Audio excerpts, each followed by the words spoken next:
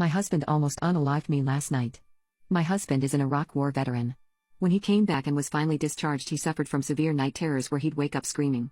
Years of therapy and getting a service dog helped him out tremendously, and the night terrors and blackouts became less and less.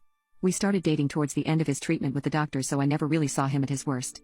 When we first slept together, he warned me that it could potentially happen, and the best thing for me to do is to not touch him when it's happening. Well, it did not happen for the first, I'd say, 18 months of us dating, until one night while we were visiting my sister and brother-in-law it happened. I did what he said and backed away from him and waited for him to come back down to earth. It lasted maybe a minute or two, I'm not sure, but watching him suffer like that was heartbreaking to see. Last night I was awoken by him tossing and turning and mumbling military talk. I went over and started to talk to him in a soft voice to try and help him get through it. Then I made the mistake. I touched him to try and wake him up out of it. He shot up. Without realizing, he wrapped his arms around my neck and started squeezing. I was truly terrified. I could not breathe and it felt like my head was gonna explode. I think it lasted maybe 30 seconds before he came around and realized what was going on.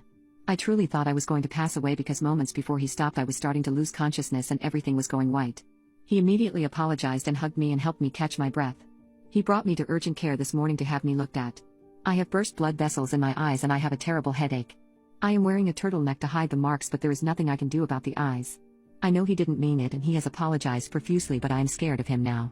I spoke to his mother and she told me that he did this once to his father a while ago. I'm afraid to tell people because I don't want them to judge him or get angry with him, but at the same time I want to talk about it because it was truly scary. I've scheduled an appointment with my sister's therapist, which I use from time to time, but I'm still in so much shock.